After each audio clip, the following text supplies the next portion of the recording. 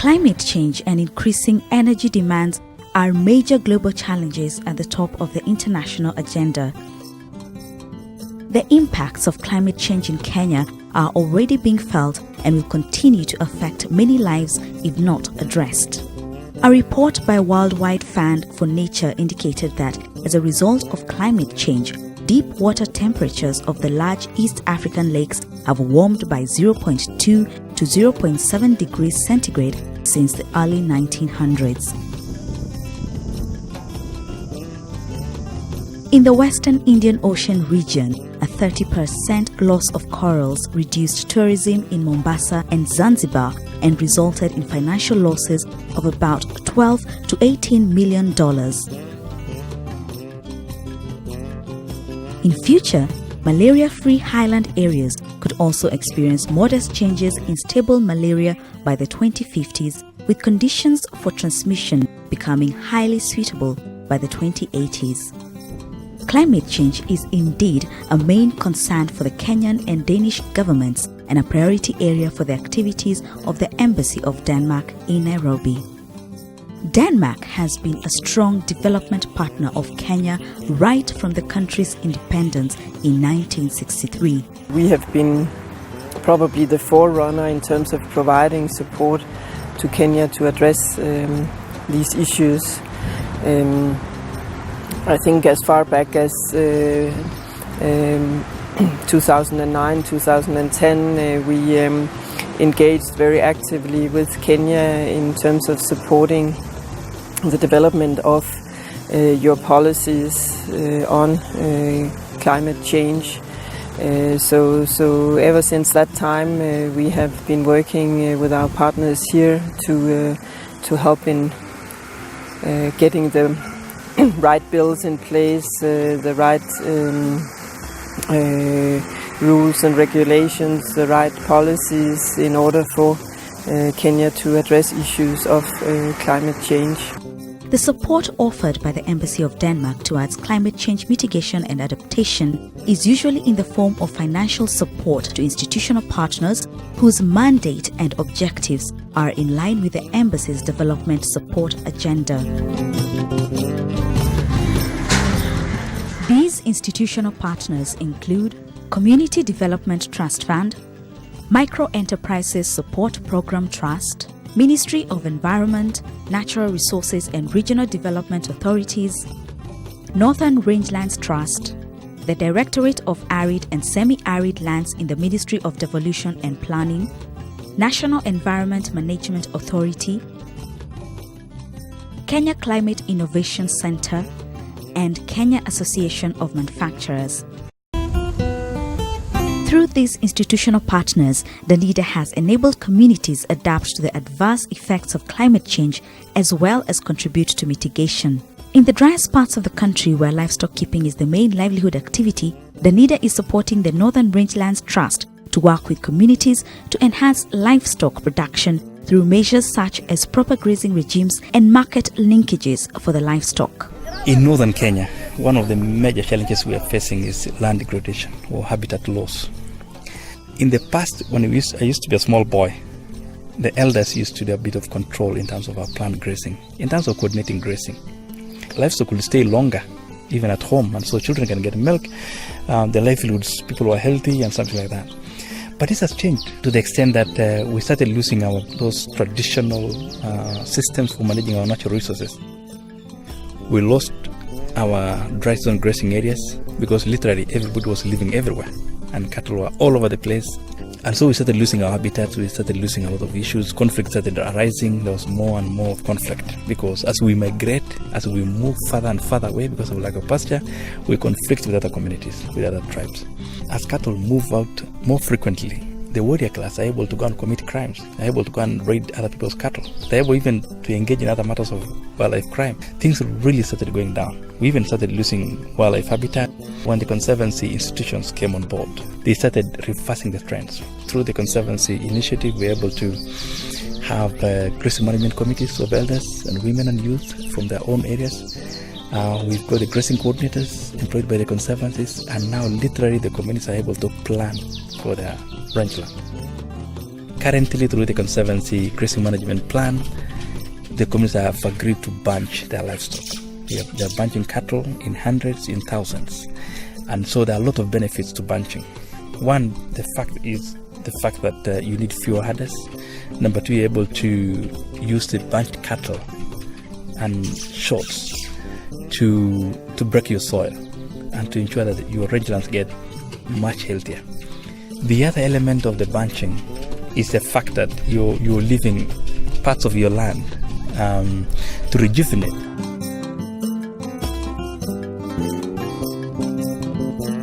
The problem of a pastoralist up in the north is lack of market. NRT realized this and started an NRT livestock cattle program, which in real essence is trying to connect the cattle owners to the market. So how the program is designed is that NRT does purchase the cattle from the conservancies. And very important to note, we do this as a conservation incentive. We give a quota for a conservancy to sell because they have performed. Either their system of governance has been good, the rangeland has improved, or the wildlife numbers has increased. So we tag into that. People have to know that we got a quota to sell 400 herds of cattle this year because our conservancy did well. For every cow that a conservancy sells, the owner of the cow contributes 1,000 Kenya shillings to the conservancy. And the purchaser or the buyer, who's NRC in this case, contributes 2,000 Kenya shillings. So for every head of cattle sold, the conservancy earns 3,000 Kenya shillings. And then the 3,000 Kenya shilling is subjected into a 60-40% division, where 40% goes into conservancy operation and 60% goes into community dividends at the end of the year. So how it works is that we purchase the cattle from the community, then bring the cattle into Lewa for quarantine, disease-free, and then fattened at Olpejeta. Olpejeta has an abattoir, and then the market is now either taken for Nairobi. The bigger market, I think, is Nairobi, and probably some of it is exported out of the country. It's really creating an impact in terms of incentive to conservation, and it really fits into their system. You don't have to struggle. You get your cattle off your home, drive for 5-6 kilometers, because we do the purchase at the conservancy headquarters, sell your cattle, then the money will be brought there. The conservancy accountant sit there with the chairman, with the chief and everybody, so you get your money and you go home. Kenya Association of Manufacturers is Danida's channel of engagement with the rapidly developing industrial sector in Kenya. Through Kenya Association of Manufacturers, Danida is helping green the sector by, for instance, the undertaking of energy and resource audits that have informed the many efficiency measures that farms have taken and continue to take. In line with this, the Kenya Association of Manufacturers East Africa Premier Business Organization has been organizing the Energy Management Awards Ceremony, an annual event that promotes energy management excellence through implementation of energy-efficient measures. Over the years, different companies have benefited as a result of reduction in their energy consumption. The other institutional partner that works closely with Danida is the Community Development Trust Fund, CDTF. CDTF is an organization that funds community projects, and we do through a demand-driven approach, where the communities, when we have the call for proposal, we advertise the various themes that CDTF is funding, and then the communities apply depending on their own environmental requirements and needs. Through CDTF, the Embassy of Denmark in Kenya has initiated projects in several parts of the country. These projects have had significant positive impact on the environment, families, and entire communities. Kisauni Renewable Energy Waste Management and Improved Livelihoods Project targets the Kisauni Youth Polytechnic and surrounding communities in Kisauni Sub-County, Mombasa County. This was a 3-year project co-financed by Danida through CDTF and the community.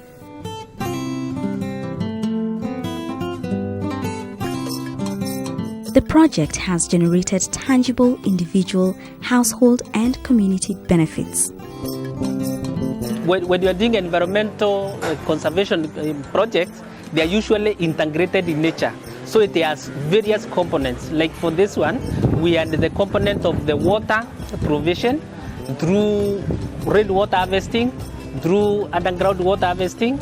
We also add the element of environmental conservation, and we also add the element of solar installation. All of them contribute to community livelihood, and also they contribute to environmental conservation, and they contribute to community adaptation to climate change and reduction of the greenhouse gases. In order to promote and adopt renewable energy in Kisauni Youth Polytechnic and the wider community, Danida through CDTF funded installation of an off-grid solar system. This has led to the provision of 75% of the power requirement in the institution. Mradi huu umesaidia chuo hichi sana kwa sababu kabla ya kupata huu mradi tulikuwa na shida kubwa sana katika hichi chuo, na shida kubwa tuliyoiona ni ya umeme, kwa sababu umeme ulikuwa unaenda mara kwa mara, unatatiza masomo kwa yale madarasa ambayo yanatumia umeme moja kwa moja. This in turn has led to a 99% reduction of power bills, and now the money saved can be used to provide scholarships for deserving needy students. Tulikuwa wakati wa awali tukilipa bili ya moto kufikia 30,000 hadi 50 saa nyingine, na kufikia sasa tunalipa kama 2,000 mpaka kufikia 2,500. Tunasaidia wanafunzi kwa ujumla, wale wanafunzi yatima ambao hawajafanikiwa kuwa na wazazi. Kwa hivyo hiyo ni njia moja ambayo chuo kimefaidika na hata community pia imepata msaada. More to that, the institution now serves as a learning center on solar power technology and installations by youth, and serves as a learning case by Kenjan. It has added value on starting on a new course of solar installation, and also it has increased on our intake. You see, initially we had a few students, but now we have more students. Also we have started evening classes because we have a lot of lights, we don't have interruption. It has also brought adult education, whereby those people who did not achieve well or did not complete education, they can come and learn during the evenings. Kisauni area and its environs has for a long time faced challenges in accessing water. Shida ya pili ilikuwa ni maji. Ilikuwa inakatika mara kwa mara. Danida kupitia CDTF ikatupatia milioni 20 ambazo 18 zilitoka kwa mfadhili, alafu milioni 2 sisi tulichangisha kama mchango wetu katika huo mradi. With the objective of adapting to climate change through improved water sources, water harvesting and tree planting, Danida through CDTF initiated the following. First, they drilled a borehole running on solar power earlier installed at the Youth Polytechnic. This borehole is providing water for not just the institution, but the surrounding community as well. To further combat the water challenge in the school, Danida through CDTF introduced water harvesting in the institution. This meant that they first had to replace asbestos roofing and provide 10,000-litre tanks for water harvesting and storage. The roof water harvesting has ensured the institution has clean, potable, fresh water for local use by the students. Purification of borehole water through reverse osmosis has also given the local community access to clean, non-saline water at an affordable price. To the institution, it has added value by supplying clean water. We are also getting income from the water we sell. Also sanitation, and also it has made our compound to look beautiful from the flowers we have planted and also watering them. Then our students also don't suffer from these diseases, waterborne diseases like typhoid, because they are consuming clean water. Then also to the community is also getting clean water at affordable cost. We are cheap, so they normally come and fetch the water. Most of the time in our area we don't have water around here, the fresh water. So due to them recycling this maji ya chumvi water, it has enabled us to come and get it in terms of when it's not around, when the fresh water is not around in this area. Kila wakati maji eneo la Kisauni huwa maji hayapatikani. Kwa hivyo tulikuwa tukiita hawa hawkers wa mikokoteni wakitusupply na maji, lakini maji hayakuwa yakitutosha kwa sababu wanafunzi walikuwa ni wengi.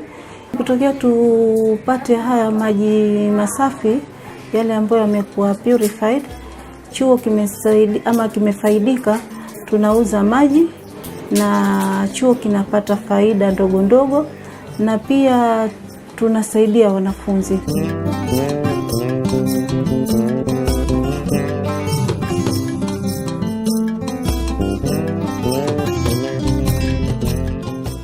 The third objective of the project was to improve environmental governance. Bei ya moja watu wanauza 300. Sasa kama ni mtu ataka mingi, tunampunguzia 50. To achieve this, Danida through CDTF and the Kisauni Youth Polytechnic facilitated training for 11 women groups, 14 youth groups, 1 group of physically challenged persons, and 1 group for persons living with HIV/AIDS on environmental governance, livelihoods, and reducing emissions through improved solid waste management.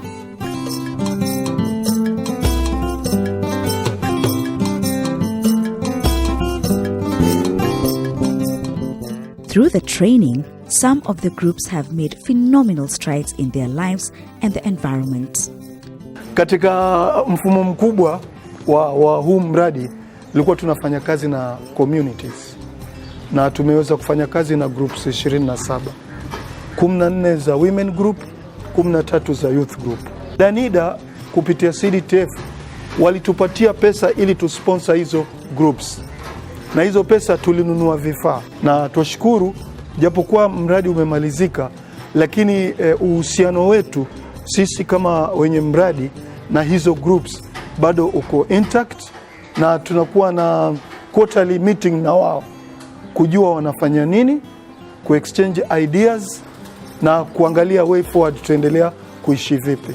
Katika constitution yetu tuna sana mambo ya environmental na capacity building ya women, tuna youth volunteers, tuna wanaume wawili ndani ya group yetu, na alhamdulillah tangu tushikane na Kisauni Youth Polytechnic as a chairperson nimekuwa uplifted sana, na Kisauni nayo ikashikwa mkono na CDTF, na CDTF ikaleta hii program ya Kisauni Environmental Program, na hiyo sisi as members na tumebenefit sana kwa capacity building, environmental conservation, green economy na mambo mengi kuhusiana na uendelevu katika mambo ya green economy na hubs na mambo na standardization. Kwa hivyo kila Kisauni ikienda mahali na to involve. Hapa kwenye hii meza sana ni upande wa green economy. Kama hino ukipata green na powder ya muringa ni around 300. Alafu kama ni seeds kama hizi waweza kuuzia wale ambao hali zao chini 50-50 which is 100. Hii ni Vaseline lip gloss ambao pia utatengeneza na coconut, virgin coconut oil ambao ni tiba kubwa sana katika ulimwengu sasa. Hino ni mafuta ya avocado. Sana hii project iko Kisii. Sasa na sisi pia huku tuwataka tuna hamu ya kujua. Alafu tunatengeneza mishumaa. Pia tuatia muringa. Kuna aina wadudu hawapendi harufu ya muringa. Basi ukitia muringa ndani ya hii inafukuza. Sisi kwetu tuna nini? Coconut. Kafikiria how do we do about this coconut value addition? Kuna hizi. Wachina wanatuletea miko. Sisi tuna hizi upawa. Very beautiful. Unatekea uji, unakorogea. Kama una mchuzi unakoroga na you just turn it. After getting the capacity building ya CDTF na Kisauni, tume network na hawa wakasema tutawa standardize. Tuwafundishe mbinu nzuri. Hii imefanywa na coconut na neem. Hizi sabuni. Hino iko coconut na habesoda seeds. Black seeds. Hino nao tumefanya tukatia glitters kidogo. Wajua youth wanapenda kushine, tukatia glitters kidogo. So all these things need to be upgraded, standardized and put into the market. Sasa we keep documenting. In future inshallah we are going to write. When we go somewhere bikode tunajua tuna exchange, alafu pia the types of medicinal value, mkunazi ya saidia kikohozi, limau kata na maganda yake. Kithomu, Kipani. Yani we keep writing in our own Swahili language. Alafu in future these kids will document it, and then it will be of help to the whole of Kenyan citizens and all Swahili speaking or English speaking people in the world. Mkunguni Women tulikuwa na session moja, vipi ku beautify using waste. Si lazima kila kitu toe pesa, tukawaonesha vipi kufanya. Tukaita mmoja anaijua na member mmoja alikuwa anajua, akatu upgrade kwenye hii. So from our lessons, ona hii ni ya kuweka jikoni, wafutia mikono. Hii ni leso waste, ile imebakia kushona nguo, tukatoa hiyo. Hii ya kushika sufuria usichomeke.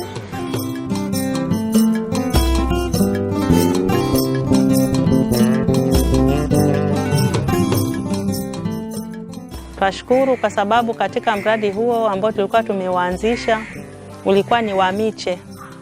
Nasi wakati ule ambao tulikuwa hatujapata mafunzo kwa Kisauni environment, tulikuwa twagharamika kwa sababu ya kununua mifuko kuoteshea miche. Walipotuelimisha, kwa sababu walikuwa wakileta walimu wanatuita tuenda elimika kwa muda wa siku kama 3 hivi, tulipata kujifunza mambo ya kuboresha mazingira. Tulikuwa tukiokota paper bags zile za mili twaoteshea. Alafu pale tunapata pia mbolea, tunachanganya na mchanga twaoteshea miche yetu. Hayo mengi pia yalituinua kidogo katika chama chetu. Pata ile mifuko mingine twashona, twafanya vikapu. Hivyo vikapu pia nilikuwa kukitoka kama soko twapeleka. Kwa sababu utapata kitu kidogo chenye umetengeza kimenuliwa kwa bei nzuri. Tulikuwa hatuna pia vifaa. Kisauni environment wakapata mfadhili, wakatusponsor vitu ambavyo tulikuwa hatunavyo katika kikundi.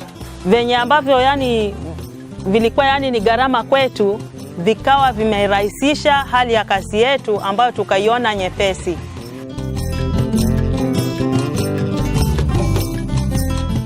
Tangu tuanze nao uhusiano wetu tumefaidika mengi, maana kilikuwa mengi hatujui mambo ya miradi kama mambo ya mazingira, tunajua tu kupanda miche peke yake. Sasa tangu tuwe nao twashukuru, tumefunguka macho, tuletea pia wateja mambo ya semina hivi pia wanatuita, tunafunguka pia. Tulikuwa tuko chini sana. Tangu tuwe nao sasa hivi tumesijua mengi. Usupia mbegu tulikuwa tunanunua, saa zingine wanatusaidia pia upande wa mbegu. Pia kokota taka pia tulikuwa hatujui, kumbe hiyo ina pesa. Chupa maana tulikuwa tunawacha tu hivi. Jinsi pia kutengeneza sabuni pia tulikuwa hatuelewi sana. Kupitia hizi semina tulifunguka macho. Hata kuna wengine hapa wanatengeneza sabuni wanauza.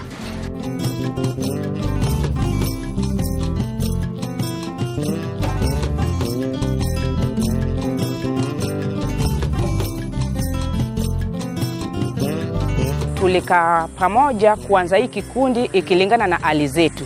Sisi ni wamama na wababa ambao tunaishi na virusi ambayo inasababisha ukimwi mwilini. Kupitia na Kisauni Polytechnic kaanza kufundisha sisi, wakatupeleka sisi kwa semina jinsi tunaweza boresha mazingira. Wakatufundisha jinsi ya kupanda miti. Wameleta miti na tumepanda miti 1000. From there wakatufundisha, wakaona tuko na samba. Wakatuambia tunaweza reuse hizo waste materials. Hata ndizi tukinunua tukikula hizo ndizi tusitupe ile maganda, hiyo ni manyua. Tukafundishwa mpaka sasa hivi kweli tunaona tunakula mboga ambayo haina chemical. Na ikilingana na maisha yetu pia au madaktari wetu wanatuambia tusikule vitu ambavyo iko na chemical. Wakafika kiwango wa kufundisha sisi mambo ya kutengeneza hizo vikapu. Tukakuja kuanza kutengeneza vikapu ambayo sasa hizi vikapu ndani yake ukiangalia iko na waste materials ambayo ni nguo. Hizo nguo ambayo hata watu wanatupa, mtu akikatakata hivi anaenda kutupa, sisi hatutupi. Kila kitu tunaona ni waste material, hiyo inaweza kuwa material bora ambayo tunaweza pata faida.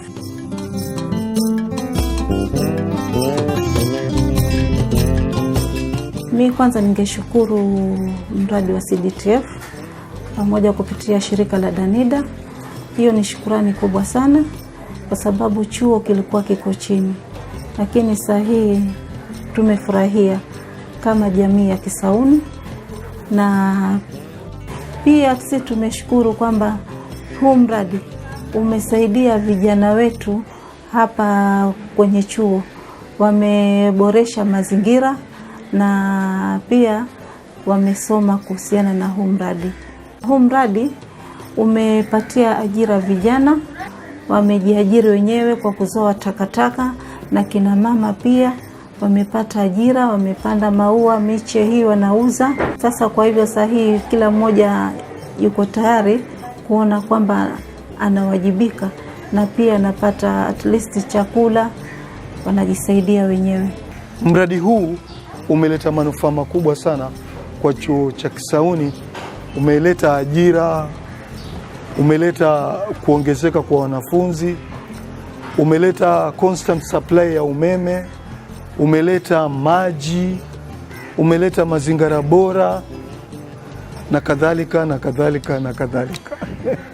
The future plans that we have for this organization is that we have now linked them with other development partners. We are working closely with the county government of Mombasa. The county government has shown a lot of interest in this project. They have also supported the community in terms of their community contribution. They assisted them in the removal of the asbestos iron sheet so that they can be able to harvest water. And the governor and his team, we have always been with them here. They have collaborated with them, and they have shown a lot of interest. And it is also being used as a learning center within the county. And I believe most of the institutions here are going to now scale up these initiatives into their institutions. Join us next time as we explore more Danida-funded initiatives within Kenya that are changing lives and transforming our world as we know it.